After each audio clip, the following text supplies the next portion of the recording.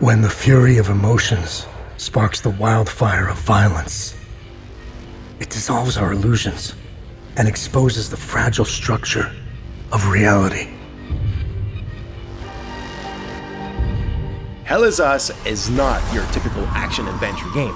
There's no map, no quest markers, and no hand-holding. Just organic exploration asking you to trust your senses, and a country torn apart by civil war and plagued with supernatural forces. You're free to explore and to investigate in your own way.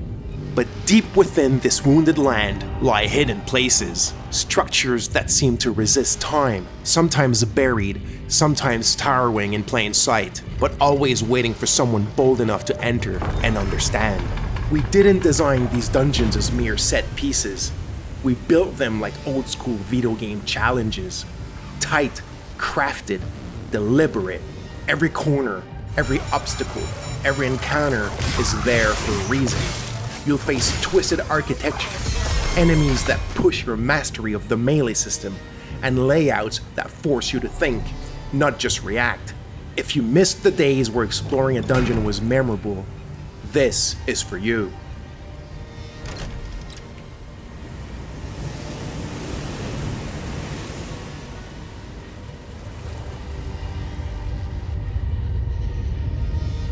Each dungeon has its own identity, its own history. We wanted them to feel alive and wonderful to discover. The kind of places that leave an impression even after you have left.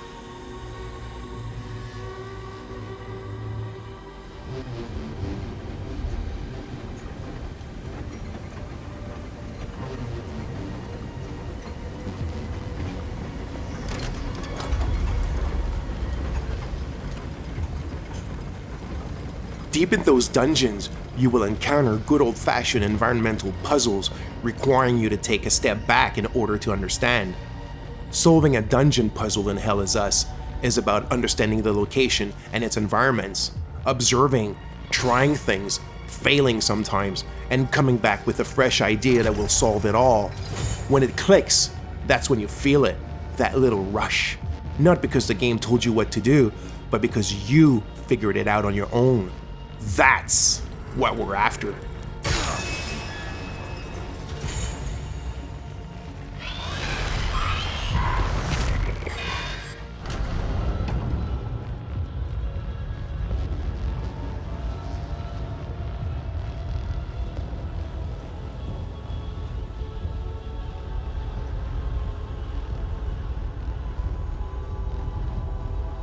While puzzles are a key part of the dungeons in Hell is Us, there's more to them than just that. Some of the fights you will face might stick with you. Not because they're brutally hard, that's not the kind of game we're making, but because they hit differently.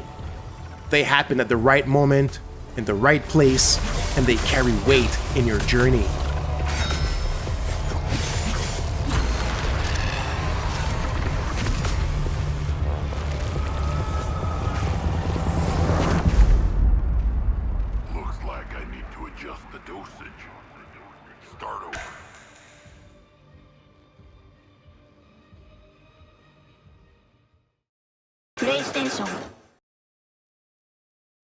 I have 1,000 questions. Why did you come back? I stood in the home I was born in. In that moment, I felt a connection. What happened here? Madness and hatred and lots of it. Impossible. You must continue. We've begun to uncover.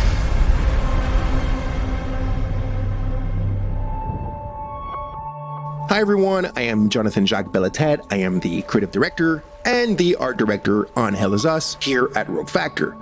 So today I'm super excited because we're going to show you some brand new gameplay, some new sequences, and some new tidbits from the game that we've never shown before. Hell is Us is a third-person action-adventure game that blends the old-school thrill of exploration and discovery with a deeply satisfying melee combat system. You're going to wield a lot of different weapons, master various skills, and strategically use your drone's abilities to gain the upper hand in battle. But combat is only 50% of the experience. The other half of the game is all about the exploration, the discovery, the joy that's related to them, and how they play a central role in your journey. Do you know where the village of Jova is located? It's in Akasa Marshes. It's quite a ways from here. So you play as Remy, and you're returning to the country you were born in, the country's called Hadia, and search for answers, but only to find that the land is torn apart by a vicious civil war. With only a few pieces of information to start with, so you'll have to investigate to uncover the truth about your past and figure out where to go next. But unlike traditional games, Hell Is Us doesn't rely on quest markers or a guided path. There's no magical compass pointing you in the right direction, and there's no quest journal with, the shopping list of everything that you need to do and in which order. But instead, our player plattering approach encourages you to follow your own instincts, discover clues organically, and chart your own course through the adventure. In this sequence, we just arrive at a village called Jova. This is the village where Remy was born. He remembers that. He also remembers one more clue, which is his father was the blacksmith of Jova. So these are kind of like the earliest clues that you have in the game in order to decide what to do, where to go, who to talk to, and how to chart your own path into trying to find your parents.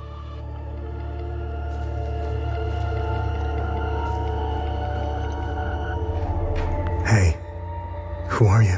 I'm Rebecca. I've been hiding here since the attack on Jova, when the bombs fell from the sky. I was playing in the treehouse with my baby brother. My parents ran out and screamed at us to get down. My baby brother ran to them. That's when the bomb exploded. So, I'm looking for the blacksmith. Do you know where he is?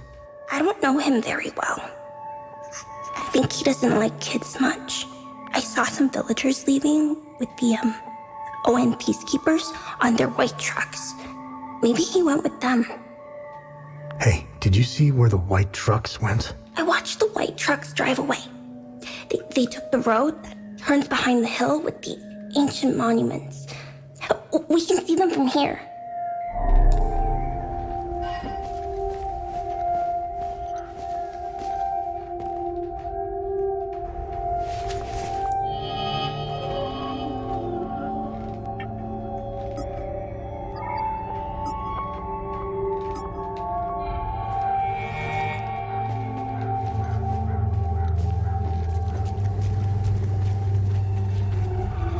So as you saw, we just learned that the blacksmith probably left with one of the humanitarian convoys from the organized nations, which are the peacekeeping forces stationed in the country. We've also found a map that appears to show a route coming out of the Akasa Marshes. So we'll stop here for now. We've gathered a few clues. We have a bit of an idea where to go next for our investigation. We've shown you how things work a little bit and how you can connect the dots. But, I want you guys to discover it for yourself when the game comes out in September. In this section, we're stepping away from the main investigation to explore the many hidden secrets and side investigations scattered throughout Hadia. You can complete the game without ever uncovering them. But if you're curious and observant, you might just stumble upon some incredible discoveries. Our core philosophy is simple. If your instinct tells you there's something to do, then there probably is. The footage you're seeing now showcases just a few of the many secrets woven into Hell Is Us. These are playful examples of how the game handles secondary investigations, but they perfectly illustrate our approach. I'm only permitted to play Sabinian classics, I'm afraid. Unfortunately, I only happen to know one of their dreadful compositions. There are countless mysteries waiting to be uncovered. If you trust your instincts, you'll find yourself solving some truly fascinating mysteries along the way. Now, when we talk about player plattering, it doesn't mean you'll constantly need to overthink every step to progress. Many elements will be clear and intuitive, as our belief is that you actually don't need quest markers to navigate and advance in the adventure. That being said, for those who love a challenge, some of these deeper secrets will require keen observation and deduction to be uncovered. Good luck. Take another look at the sequences we've just shown in this video and share with us your first ideas on how to solve this last secret. Let's see who can connect the dots first. I rationed his milk as long as possible, but ran out yesterday. Poor Uli is starving. I don't know how I can possibly get any more.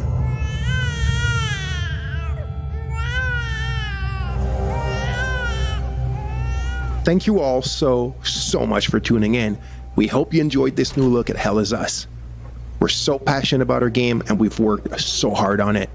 The game launches on September 4, 2025 on PlayStation 5, Xbox Series, and PC. See you soon for more exciting news.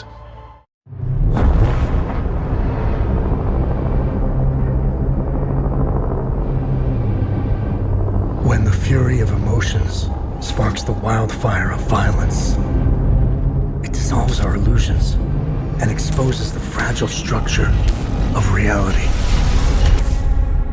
I have 1,000 questions. Why did you come back? I stood in the home I was born in. In that moment, I felt a connection. Epsilon 11, sound off. Where are my men? They're gone. Choose your next move wisely.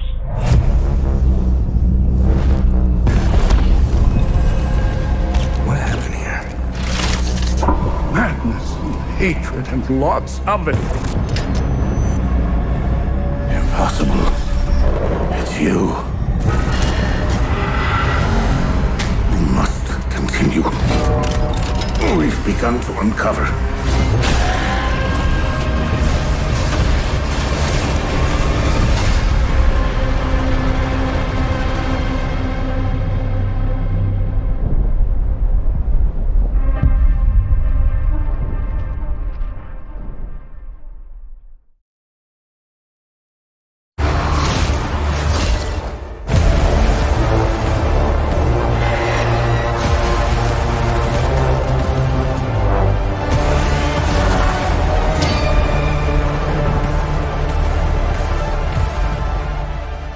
Hi everyone, my name is Jonathan Jacques Belatet. I'm the creative director and the art director on Hell Is Us. I hope you enjoyed the trailer that you've seen recently. Today we're back in the spotlight. We're going to show you a bit of gameplay, a bit more than what you've seen in the trailer, and I hope that you will enjoy this part greatly. All right, so let's start with the basics. So Hell Is Us is set to be released in 2025. It's for pretty much everything, so Xbox Series X, PlayStation 5, and PC. So the game is a bit of a take back to games from the 1990s. We're a team of passionate people. The average on the team is like 20 years of development experience. So we're from a different generations and we have a lot of love for how the games in the 90s were made and how they were played and experienced, especially the fact that, there was no hand holding, there was no silver plattering. You kind of had to figure stuff out by yourself. You were really in control of your exploration and your own discoveries. And this is what we're trying to do in Hell Is Us, obviously with modern flair and kind of like modern knowledge of game design and whatnot, but very much put you back in the driver's seat of your experience and of your exploration, and then the result and the joy of your discoveries. So Hell Is Us takes place in a country called Hadia. Hadia is in the grips of a vicious civil war. You play the role of Remy. Remy is actually from Hadia. He was born there, but his mom smuggled him out at the age of 5, like it sometimes happens in those countries. And what I mean by that is Hadia is a hermit state, is a turtle state. It's completely closed off on itself. Nobody goes out. Nobody comes in, and that's why Remy's mom decided to smuggle him out so he can have a better life. He grew up in the foster home system or the foster system in Canada. He's always wanted to come back to Hadia. He wants to find his parents again. He wants to kind of like confront them. He's got a lot of questions for them. He understands why they abandoned him, but yet, abandonment is pretty much the biggest trauma that a child can have. And there's like a loop that hasn't been closed properly for him towards this situation and his parents. When the game starts, Remy has finally been able to infiltrate Hadia during the brutal civil war that I was talking about. Remy is a ON peacekeeper. He quit his post, he went AWOL, infiltrated the country, and this is where the game starts. Remy remembers 2 things, and that means the players remember 2 things. It's that his village of birth was called Jova, and his father was the blacksmith of Jova. Those are the only clues you begin the game with, and these are the only clues that Remy also know. So equipped with this knowledge, with these clues, you begin the game and you try to find your way to Jova. You must be lost to wander around Sinedra Forest. I'm afraid I have very little to offer. A group of strange-looking soldiers arrived here last night in an APC. And perhaps you can ask them for help. It's not the first time I've seen them. They always seem to be snooping around here for something. They parked their APC just beyond the woods, to the north. Once in the woods, follow the wind chimes. They will lead the way through. The gate to enter the woods is locked. Here, take this key to unlock it.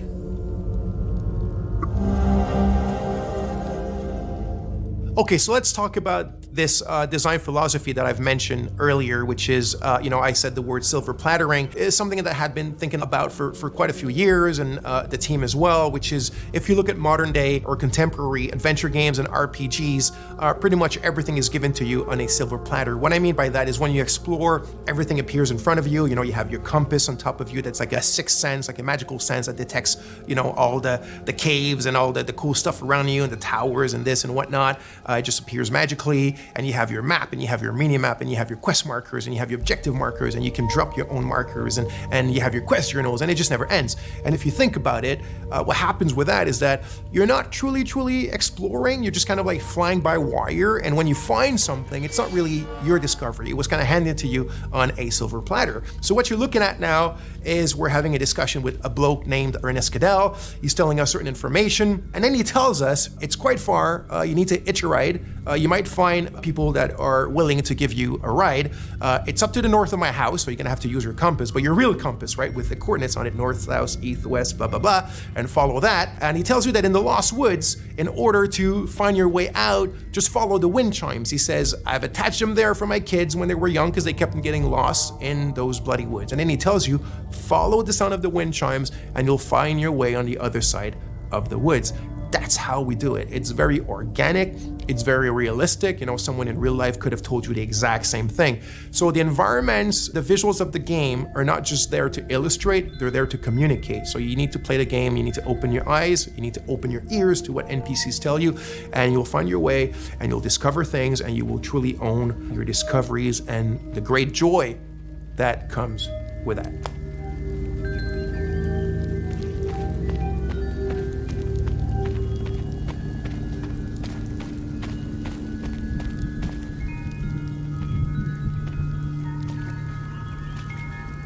So here's another scene or another section that could be considered part of our player plattering philosophy. So here's a puzzle, and there's obviously a solution to the puzzle, but nothing eventually is going to tell you, if the player ends up kind of like taking a bit of time to find a solution.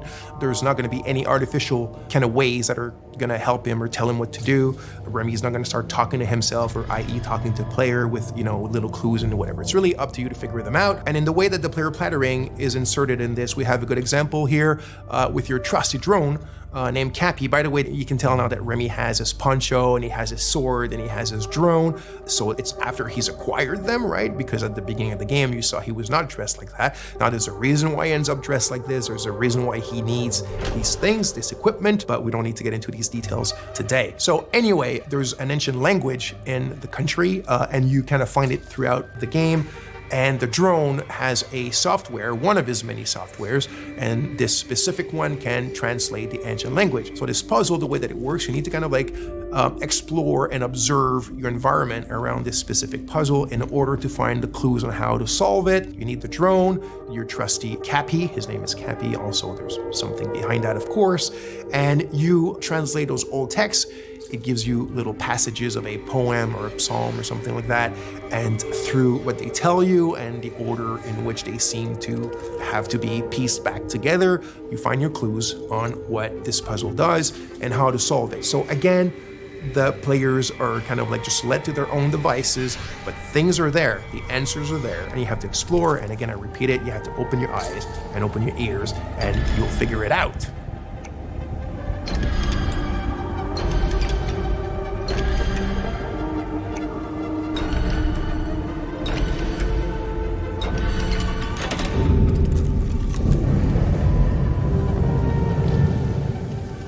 So by now, you've seen a lot of what I guess is like exploration and looking around and talking to people and doing puzzles and all that kind of sweet stuff.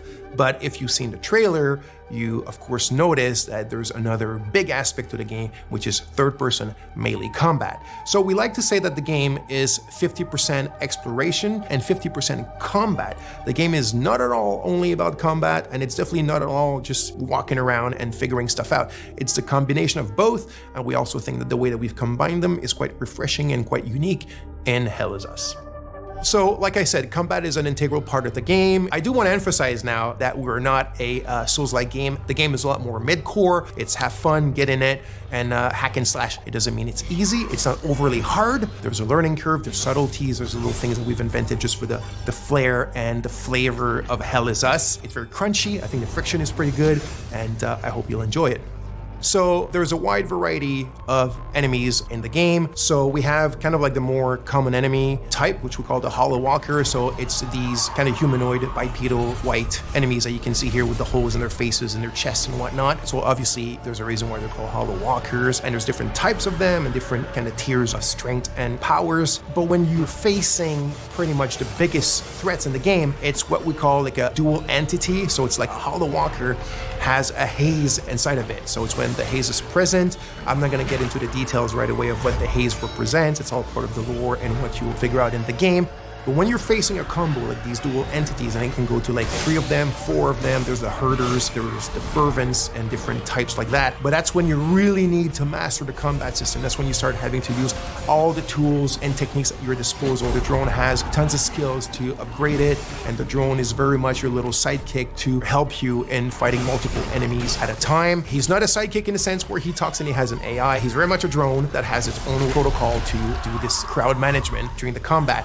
So you have your different weapons, you have your limbic skills, attack to weapons, which is basically you consider as your magic, even though in the game it's not considered magic, there's kind of like a scientific base to them. But that's when you really need to master all the little subtleties of the combat system, use all the tools in your arsenal and at your disposition, and get in the melee with these kind of dual or triple or quadruple entities and being able to manage them and be victorious.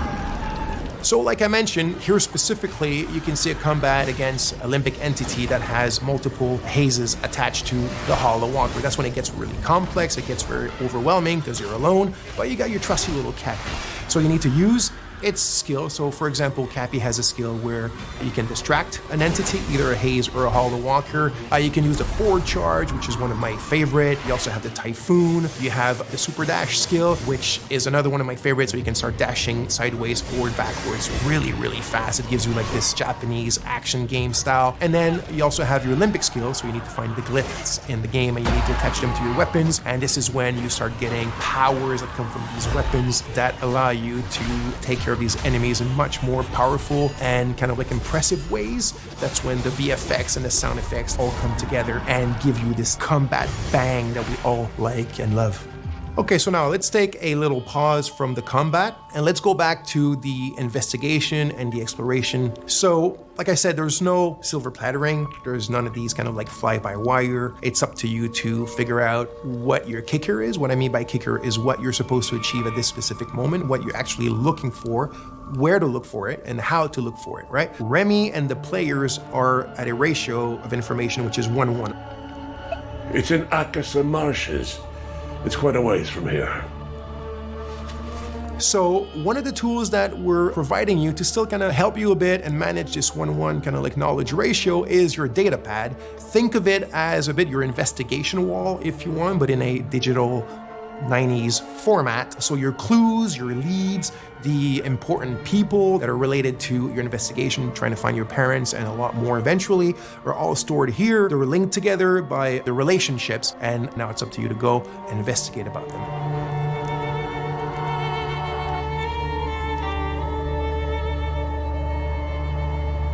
So as you can see here, some of the areas can be quite wide opened. This one here called the Casa Marshes is one of the bigger ones, and as I spoke quite a bit already. The game doesn't hold your hand or doesn't really tell you where to go. So out of your main leads or clues or ideas that you have in your head of what you're supposed to do or where you're supposed to go at any given moment, you will also be attracted by a lot of points of interest or just little things in the environment that pique your curiosity. And as you walk towards them or explore, that's when you'll start also making a ton of like peripheral or side discoveries on your own, things that you cannot solve right away, or things that you might think that there is a thing to be done with it when there's none, and it's all part of the fun stuff and the kind of like experience that we're providing in the game. So as you can see here, there's a tree with people that have been hung. Like I said, this takes place during a very vicious civil war between two different ethnicities in the countries that are still basically the exact same people. And you found this tree. It's actually not part of the Golden Path or not part of something tremendously important in the game, but there's still something around it. There's still something to be found, and it's probably linked to more stuff that you can do in relation to it. But that you had to do your own exploration to find it, and even more of your own exploration and investigation to figure out what it's linked to and what you can do from it if you want.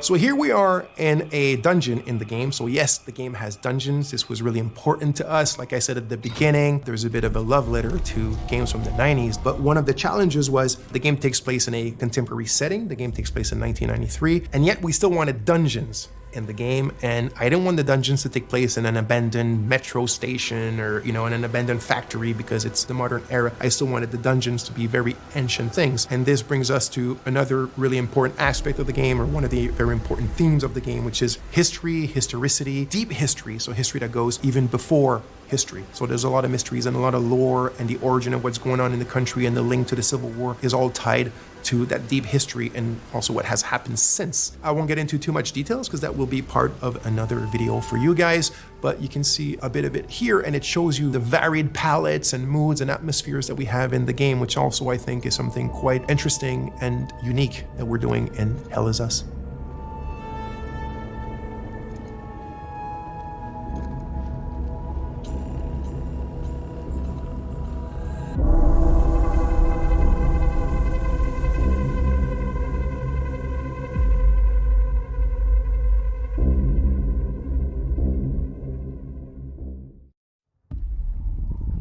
Remember when it happened, but I remember how I felt.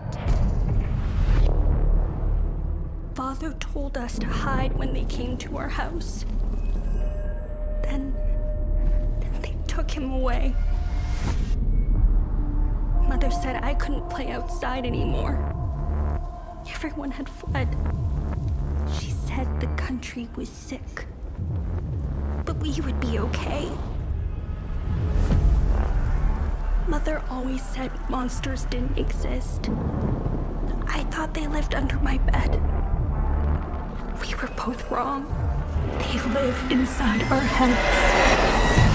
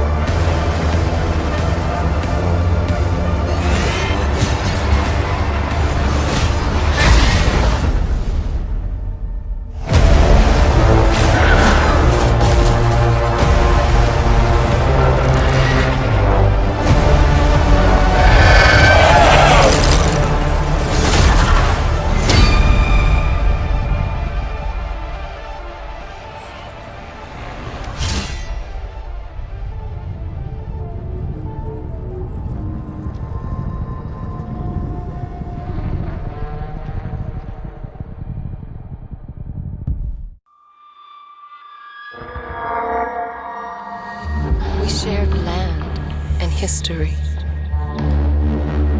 But their lies intoxicated you. You burned our homes and slaughtered our families. No longer am I frozen in terror, grief, and rage. Now all I feel is the ecstasy of revenge. Grief and rage. revenge. Terror